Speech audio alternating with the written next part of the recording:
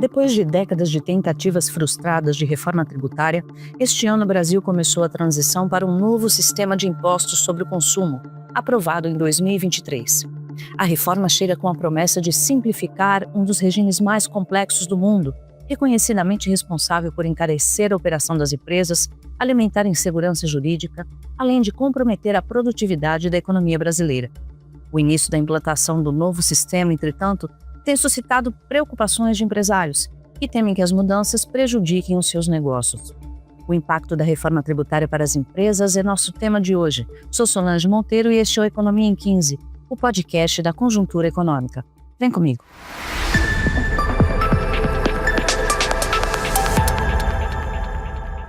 Neste episódio, eu conto com a companhia de Manuel Pires, coordenador do Centro de Política Fiscal e Orçamento Público do FGV-IBRE, e juntos vamos conversar com Gerson Proknov e Pascoal Nadeu, sócios diretores da empresa Busca Legal.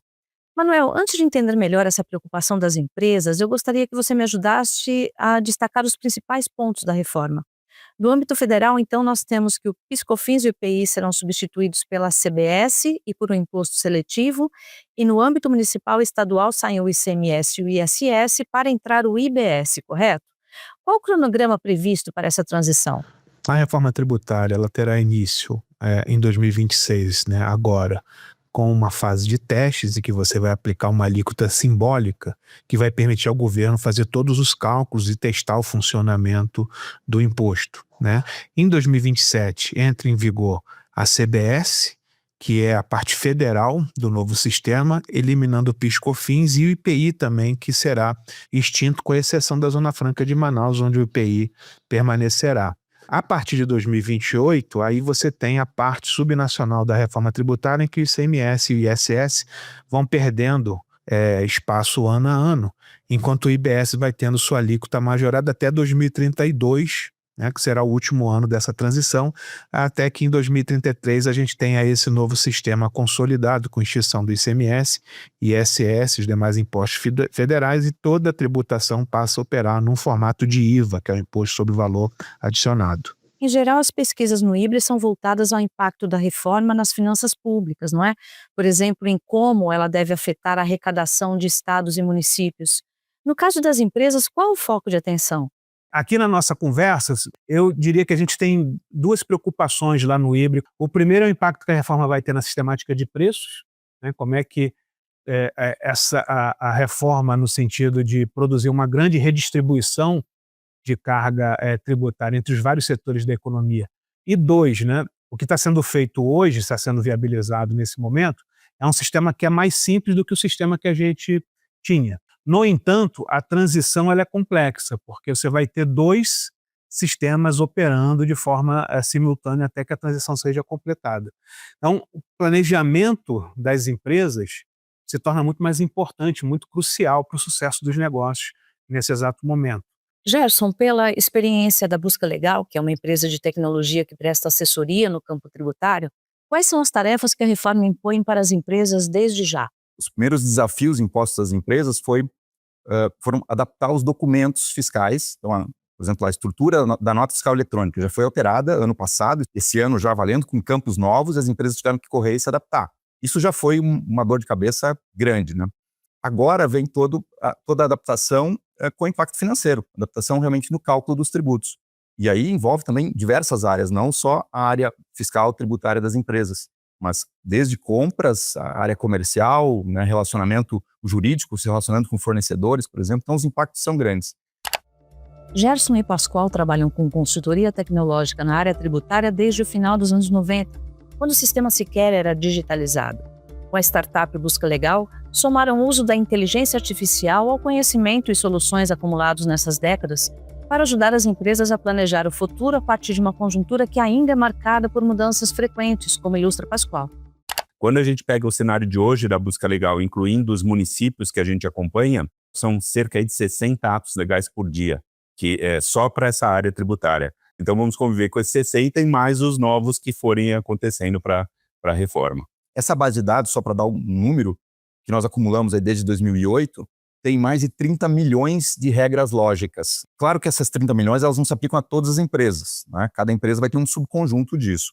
Com IBS e CBS, a gente tem inicialmente uma grande simplificação, sim, e a padronização de normas, né, não permitir que as unidades federadas criem exceções né, com grande liberdade, como ainda é com o ICMS, na verdade, isso traz um alento, é algo que deve simplificar. Nada se compara ao quadro de hoje, não é, Manuel? A gente tem mais de 5 mil municípios editando normas tributárias todo dia, 27 estados editando normas tributárias todo dia, então o empresário tem que acompanhar inúmeras mudanças legislativas para saber como ele está sendo tributado. E aí você chega em situações absolutamente estranhas, como o caso do capacete no Ceará, que foi incluído na cesta básica. Esse é um problema muito grave, e o que a gente espera é que a reforma mude esse estado de coisas, não é, Gerson? Esse tipo de coisa não deve surgir. Se em algum momento alguém entender que capacete de moto é cesta básica, vai ser para os 27 estados. Acho que essa mudança é algo que ajuda muito, né? Pascoal, como vocês contribuem para o planejamento das empresas no caso dessas exceções?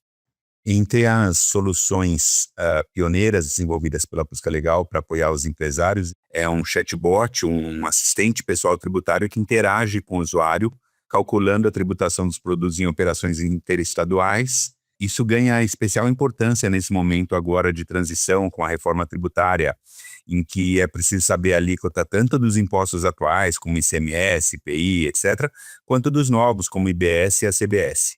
A adaptação das empresas é mais complexa em quais segmentos? Eu acho que o varejo, especialmente os segmentos que operam com muitas mercadorias, né, com um mix de mercadoria muito grande, né?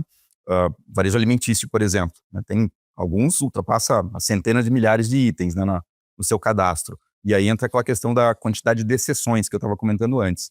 Se eu tenho milhares de exceções aplicáveis nesses itens hoje, preciso combinar isso com as possíveis exceções que eu tenho agora a partir da reforma no IBS e CBS e ver o impacto de cada um. Vai ter produto que eu vou ter um aumento no impacto financeiro e outros vou ter uma redução, vai ser benéfico. Então, a combinação das exceções é que é o segredo. Isso tem que ser analisado caso a caso, né? Já varejos que operem com um mix menor de mercadorias, é mais fácil tratar isso, a preocupação vai ser menor. Pascoal, qual é a tarefa que os empresários têm que assumir logo neste início de processo, visando a evitar prejuízos futuros em sua operação? Eu acho que agora, independente do tamanho da empresa, a formação de preço hoje é a principal. Era o que você comentava no início da nossa conversa, não é, Manuel? Os preços ao longo da cadeia vão mudar completamente. Alguns preços devem ser majorados, outros preços devem ser reduzidos. Então, por exemplo, você pega hoje um produto que custa 100 e sobre ele você aplica o imposto para chegar ao preço final. Tá? Com a reforma isso vai mudar bastante, porque hoje o empresário não vai simplesmente aplicar o novo imposto a um bem que custa 100. Porque como a cadeia produtiva vai ser desonerada, a tendência é que o impacto tributário dos insumos seja alterado. Consequentemente, aquele bem não vai mais custar 100. Ele vai custar um preço diferente para você aplicar novamente o imposto. Se eu fosse dar uma dica, uma sugestão é se preocupar agora com formação de preço e com questão também de prazo, de fluxo de caixa. Como é que você vai pagar, como é que você recolhia os impostos e como é que eles vão passar a ser recolhidos. Como é que você gerava crédito e como é que eles vão passar a ser gerados. Eu acho que essas preocupações têm que ser imediatas. Um dos alertas de Pascoal diz respeito a que em todos os setores as empresas passarão a trabalhar sob a lógica de créditos tributários, ou seja, valores gerados ao longo da cadeia produtiva que podem ser abatidos de tributos futuros, como explica Gerson. Quem já operava no modelo de apurar débitos e créditos do ICMS e do PIS/COFINS também, talvez entenda que não vai ter muita diferenciação no formato, no modelo de levantar o valor a ser recolhido. Mas outras empresas, como as empresas de serviço, talvez vão ter um impacto muito maior. Empresas de serviço que vendam para outras pessoas jurídicas, para outras empresas, aquilo ali vai gerar crédito, que é uma coisa que antes não se tinha. É uma novidade também. Então, o impacto financeiro é amenizado. Agora, se é uma empresa de serviço que vem direto para o consumidor final, vai haver um aumento de carga tributária. Isso vai ser perceptível, vai impactar nos preços. Muito se tem falado que essa mudança também pode afetar a competitividade das empresas do Simples, não é? Que por ter um tipo de recolhimento de impostos diferenciado, elas não geram crédito para as empresas que são suas clientes, é isso? Se a empresa do Simples tem prioritariamente clientes que são consumidor final, ele não vai sentir muita diferença. Mas se ele vende sim para outras pessoas jurídicas, poderá sim haver uma substituição até de fornecedor por conta do crédito que vai ser gerado, né? A empresa sendo simples vai gerar um valor ínfimo, perto de um fornecedor que não seja do Simples. Até por conta dessa preocupação, se criou uma válvula de escape aí para que empresas do Simples possam reavaliar a hipótese de recolher fora do modelo do Simples um complemento para o IBS e CBS, para permitir, então, gerar o crédito para o adquirente e conseguir manter essa relação comercial. Mas até para tomar essa decisão, a empresa precisa estar apta, e é uma decisão que ela vai poder rever a cada 6 meses. Outro desafio no radar dos sócios da busca legal é o impacto que o split payment pode provocar no planejamento financeiro das empresas. Com esse sistema, previsto no novo regime, o valor do imposto é separado automaticamente na hora da transação de compra e venda, eliminando a possibilidade que as empresas tinham de usar esse recurso para giro de caixa até o prazo de recolhimento do tributo. A gente tem um simulador que foi construído junto com uma empresa parceira, a Taxel. Eles tinham toda a tecnologia para interagir com os dados das empresas, então conseguem conectar com a base da Receita e baixar, por exemplo, todas as operações de 2025. Né? Basta a empresa estar usando a ferramenta, colocar ali o seu acesso. Né? E a partir disso a gente roda um conjunto de agregações, né? Faz uma clusterização das operações e chama as APIs da busca legal, que vão então aplicar as regras corretas da reforma para ver o efeito disso. E aí traz uma demonstração que pode ser detalhada por fornecedor, por produto, por NCM, e que permite, né, ser tomada como uma ferramenta para ajudar nesse planejamento. A gente tem trabalhado para gerar soluções para diferentes formas de uso, né, para quem precisa tirar uma dúvida pontual, quanto maneiras integradas para permitir que uma tomada de decisão, seja numa fase de renegociação de preço, seja numa fase de decisão de contratação numa concorrência, por exemplo, consigam separar melhor, segregar a informação dos tributos e tomar uma decisão mais inteligente. A gente ouve muitas falas de pessoas que estão dizendo sobre o aumento importante da carga tributária e que o manicômio tributário não acabou. Enfim, você tem várias visões e a gente tem tentado, como é que a gente tenta contribuir com isso? Trazendo soluções mais práticas, objetivas e com resultado. Pela nossa conversa, eu poderia dizer que vocês têm um otimismo realista com o novo sistema tributário? Eu acho que sim, um otimismo realista.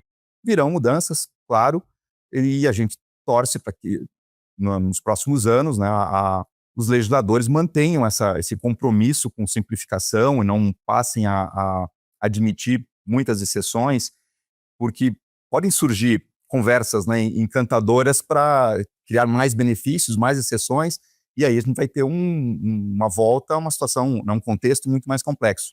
A gente espera que isso não aconteça. E ao final desse processo todo, estaremos melhores. Acho que o país vai ficar numa condição melhor. Sim. Manuel, essa quantidade de dúvidas que terão de ser esclarecidas durante a transição do regime tem aberto margem para contestações e isso já chegou inclusive ao debate eleitoral. Como você avalia as propostas de interrupção do processo de implementação da reforma lançadas recentemente? O sistema tributário brasileiro, ele é bastante ultrapassado, cheio de problemas, mas o fato de você ter estruturas bastante antigas e poderosas sustentando esse sistema fez com que a única forma de você fazer esta reforma fosse a partir de uma transição longa. Esse foi o equilíbrio político que se encontrou para tentar minimizar as perdas dos setores que se beneficiavam do sistema tributário antigo, que é extremamente ineficiente. Agora, o fato da transição ser longa faz com que você gere oportunidades de manter essa discussão aberta por mais um tempo. E aí os grupos perdedores, eles buscam verbalizar essa posição a partir de candidaturas que precisam receber alguma agenda econômica que se contrapõe à agenda do governo que está aí agora no momento. Tá? Eu acho que o mais importante é que essa reforma avance. No final, ela é uma reforma que traz ganhos importantes para a economia brasileira, e ela avançando faz com que o custo de voltar atrás seja quase que proibitivo, porque você vai ter toda uma estrutura nova, surgindo mais eficiente, e que não justifica economicamente voltar atrás. Este episódio teve a participação de Gerson Proknov e Pascoal Nadeu, sócios diretores da empresa Busca Legal, e Manuel Pires, coordenador do Observatório de Política Fiscal e Orçamento Público do FGV IBRE. Mais informações sobre o tema deste episódio você encontrará na Conjuntura Econômica de julho. O podcast Economia em 15 é uma realização do Instituto Brasileiro de Economia da Fundação Getúlio Vargas. Roteiro e apresentação, Solange Monteiro. Edição e mixagem, Nicolas Queiroz. Coordenação e produção, Camila Espíndola e Marcelo Sileno. Redes sociais: Yasmin Flores, Maria Fernanda Negreiros e Isaura da Hora. Até a próxima!